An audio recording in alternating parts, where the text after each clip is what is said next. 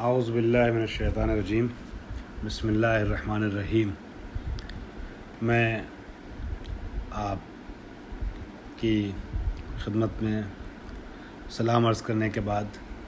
پروردگار عالم سے دعا کرتا ہوں کہ ہماری اور آپ کی طرف سے اس عمل حسن کو اور درس و تدریس سے موضوع تاریخ اہل بیت کو عبادت کے طور پر قبول فرما لے۔ ہماری گفتگو امام رضا علیہ الصلاۃ والسلام کے حوالے سے چل رہی تھی اور گفتگو اس طریقے سے آگے بڑھی کہ امام رضا علیہ السلام کی جب ولادت ہوئی مدینے میں تو اسی وقت سے اور امام نے جو بچپنی کا دور گزارا، پھر جوانی کے مراحل گزرے، ہر لمحہ امام کے کرامات اور امام کے معجز نمائی ظاہر ہونے لگی، اور امام نے بہت اچھے انداز سے اپنے اہل خانہ اور شہر والوں کی قیادت کا اور سرپرستی کا فریضہ انجام دیا۔ اور امام رضا علیہ السلام کے امامت کے سلسلے سے کچھ باتوں کی طرف اشارہ ہوا، اور یہ بیان کیا گیا کہ مختلف راویوں نے من جملہ جناب علی بن اختین جو امام موسیٰ کاظم علیہ السلام کے خاص صحابیوں میں سے تھے، معتمدین میں سے تھے، انہوں نے بھی امام رضا علیہ السلام کی امامت کے سلسلے میں گواہی دی، اور دھیرے دھیرے جو افراد کچھ الگ الگ گروہوں میں بڑھ گئے تھے واقفے وغیرہ کی شکل میں، وہ امام رضا علیہ السلام کے ساتھ وابستہ ہونے لگے۔ اور ان روایات میں سے استدراک کے طور پہ ایک روایت کی طرف اشارہ کر کے میں جلدی سے اپنی بحث کو وہاں تک لے کے جانا چاہوں گا کہ جہاں میں نے گزشتہ درس کو روکا تھا۔ ان روایات میں ایک اہم روایت یہ ہے کہ جو شیخ مفید علیہ الرحمٰن نے آل ارشاد میں ذکر کیا ہے، امام رضا علیہ السلام کا تذکرہ کرتے کرتے وہ بیان کرتے ہیں ایک سلسلہ سند کو پیش کرنے کے بعد محمد بن اسحاق بن عمار سے کہ قال قلت لابی الحسن علیہ السلام لابی الحسن الاول، میں نے ابی الحسن اول یعنی امام موسیٰ کاظم علیہ السلام سے پوچھا، سوال کیا، دریافت کیا، ان کی خدمت میں عرض کیا، الا تدلنی علی من آخذ عنہ دینی، کہ آپ ہماری رہنمائی فرمائیں گے اس انسان کی طرف کہ جس سے میں اپنا دین لے سکتا ہوں۔ مراد یہ ہے کہ آپ کا نائب آپ کے بعد کون ہوگا کہ جس کے پاس ہم اپنے دینی امور کے لیے مراجعہ کر سکیں۔ فقال ھذا ابنی، وہاں امام رضا علیہ السلام موجود تھے۔ امام موسیٰ کاظم علیہ السلام نے امام کی طرف اشارہ کرتے فرمایا، ھذا ابنی علی، یہ میرا بیٹا علی، چونکہ امام کا نام علی رضا تھا، کہا یہ میرا بیٹا علی، اس سے تم اپنے دین کو حاصل کر سکتے ہو۔ اور پھر آگے امام فرماتے ہیں، ان ابی اخذ بیدی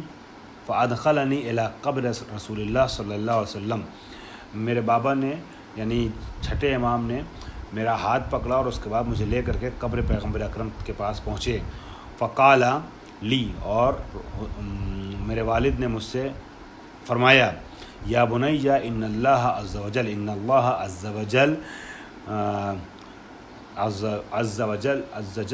اللہ جل وعلا، ان اللہ کتاب میں یہ ہے، ان اللہ جل وعلا،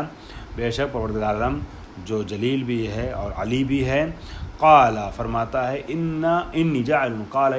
فی الارض خلیفہ، میں زمین پر خلیفہ بنانے جا رہا ہوں، میں زمین پر اپنا خلیفہ مقرر کر رہا ہوں۔ وَإِنَّ اللَّهَ إِذَا قَالَ قَوْلًا وَفَى بِهِ، اور بے شک جب پروردگار عالم کچھ کہتا ہے تو اس کو وفا کرتا ہے، اس کو پورا کرتا ہے، اس پر پروردگار عالم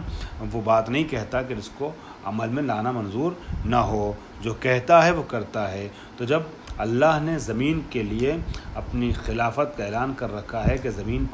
روئے زمین پر کوئی نہ کوئی خدا کا خلیفہ رہے گا، تو یاد رکھنا میرے جانے کے بعد ایک خلیفہ ہوگا ضرور، اور میرے بعد میرا بیٹا علی خلیفۃ اللہ فی الارض ہے۔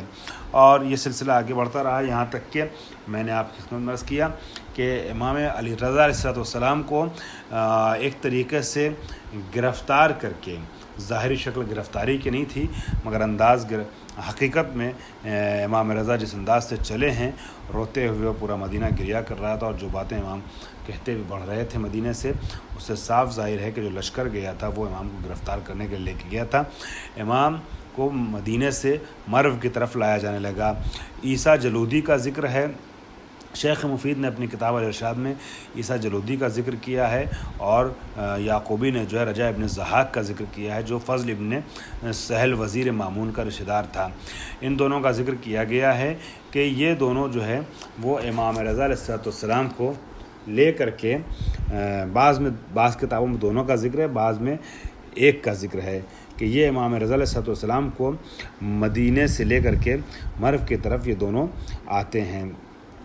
और उसके बाद शेख मुफीद अपनी किताब में आगे चल कर के गुफ्तगू तहरीर करते हैं, और वो फरमाते हैं कि इमाम रज़ा अलैहिस्सलाम तन्हा वहाँ से नहीं आए थे मदीने से, बल्कि आले अबू तालिब के यानी ख़ानदान अलवी के और भी इमाम के कुछ अज़्ज़ा अकारिब और भी ख़ानदान अलवी यानी आले अबू तालिब के अफराद वहाँ से लाए गए थे। और जब मर्व ये काफ़िला पहुँचता है तो मर्व में इमाम रज़ा अलैहिस्सलाम को एक अलग घर में टिकाया गया था, और आले अबी तालिब के जो दूसरे अफराद आए थे उनको एक अलग घर में जगह दी गई थी और उनको ठहराया गया था।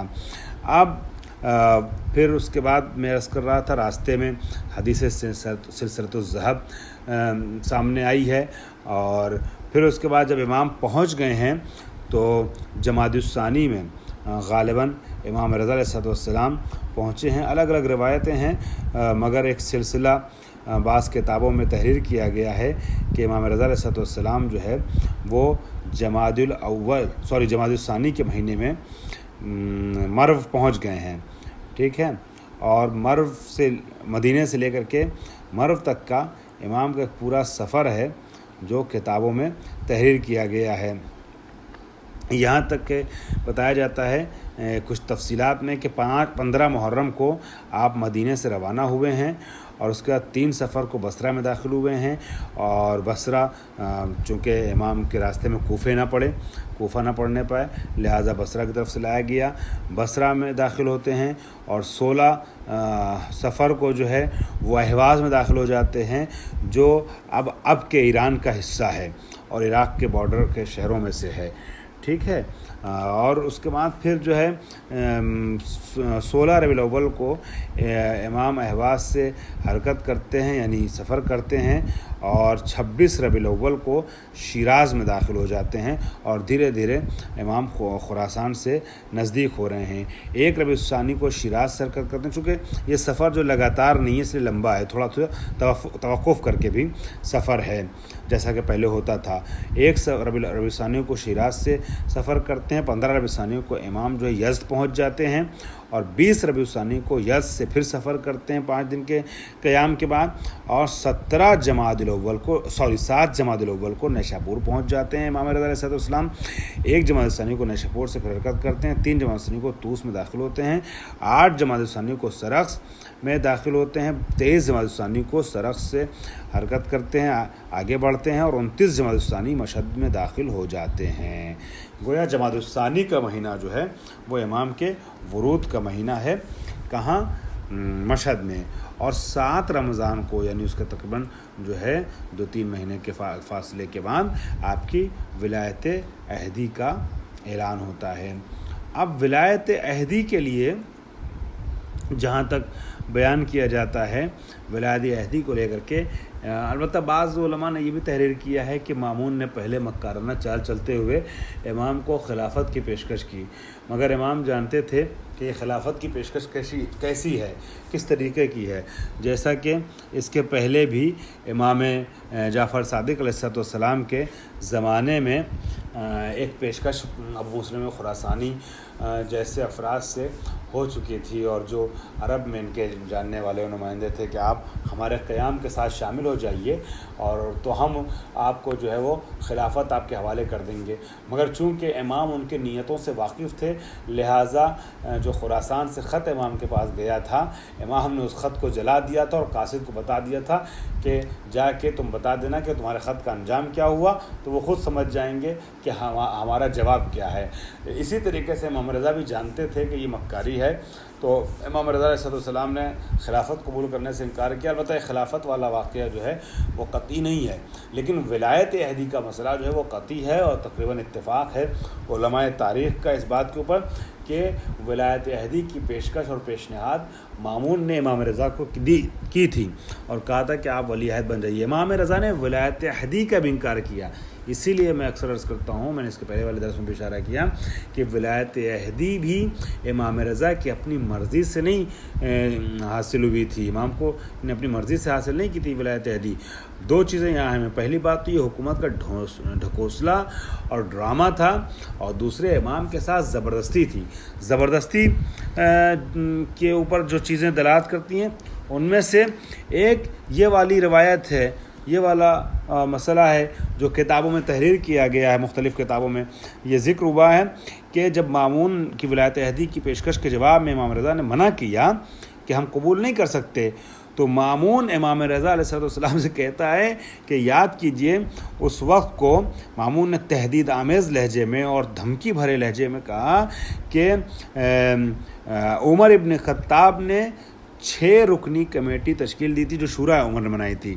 جس میں ایک آپ کے دادا علی ابن ابی طالب بھی تھے, علی مرتضیٰ اس میں تھے, اور عمر نے یہ شرط رکھی تھی کہ ان 6 افراد میں سے جس نے بھی مخالفت کی اس کی گردن اڑا دی جائے گی. آپ کے پاس اس کے سوا کوئی چارہ نہیں ہے کہ جو کچھ میں آپ سے طلب کر رہا ہوں اسے قبول کر لیں. گویا وہ والا واقعہ یاد دلا کر کے امام سے بتانا چاہ رہا تھا کہ اگر آپ نے ہماری بات کو قبول نہیں کیا تو پھر ہم آپ کو قتل کر دیں گے. اب امام کے پاس کوئی چارہ نہ تھا سوائے اس کے کہ ظاہری طور پر حامی بھرتے, مگر امام رضا علیہ السلام نے حامی بھری تو اس طریقے سے بھری کہ جو امام کے چاہنے والے ہیں, جو عقل مند ہیں, وہ سمجھ جائیں کہ امام رضا اس کی حکومت کے ساتھ ہیں کہ نہیں ہیں, مامون کے ہم فکر ہیں یا نہیں ہیں. کیونکہ امام نے کہا اچھا اگر ایسی بات ہے تو میں قبول کرتا ہوں. وہ ایک طریقے سے تقیہ کی کیفیت آ گئی تھی, تقیہ نما چیز تھی. بہرحال کہ امام کو اپنی جان بچانے کے لیے جو ہے اس کام کو, البتہ اپنی جان سے مراد امام کی اپنی جان نہیں ہے, مصلحت اسلامی بھی ہے اس میں چھپی ہوئی, اس کی تفصیل میں نہیں جا سکتا ہوں, میں بھی اشارہ میں نے کر دیا. امام کو ظاہری طور پہ ولایت عہدی قبول کرنی پڑی حالات سے مجبور ہو کر کے, یعنی امام کی اپنی مرضی اور اپنی خواہش سے نہیں بلکہ حالات کی مجبوری نے تقبل ولایت عہدی پر امام کو آمادہ کیا. مگر امام نے ایک ایسی شرط رکھ دی جس سے امام کے چاہنے والوں تک اور عقلمندوں تک بات پہنچ گئی کہ امام کو ولایت عہدی امام نے لی ہے, قبول کی ہے, یا امام کے ساتھ زبردستی ہوئی ہے, یا امام کی مرضی مامون کی حکومت کے ساتھ کیا ہے رائے, کیا ہے نظریہ, کیا ہے امام کا. امام کہتے ہیں اگر ایسی بات ہے تو میں قبول کرتا ہوں, مگر میری شرط ہے, تجھے ماننا پڑے گا. شرط کیا ہے؟ شرط یہ ہے کہ نہ میں تو حکومت کے کسی امور میں شرکت کروں گا, نہ کسی کو کسی کے عہدے پہ منسوب کروں گا, نہ کسی کو اس کے عہدے سے معزول کروں گا, ٹھیک ہے, نہ کسی کو ہٹاؤں گا, نہ کسی کو بلاؤں گا. اگر ان تمام چیزوں کو, شرطوں کو تو قبول کرتا ہے, کسی امر میں فتویٰ نہیں دوں گا, تو میں ولایت عہدی کو قبول کرتا ہوں. امام کی اس شرط کو اس نے منظور کر لیا اور بالآخر امام رضا علیہ السلام کی ولایت عہدی کا 7 رمضان کو اعلان کر دیا گیا. انشاءاللہ اس کا ادامہ آئندہ گفتگو میں عرض کروں گا. واخر دعوانا الحمدللہ رب العالمین.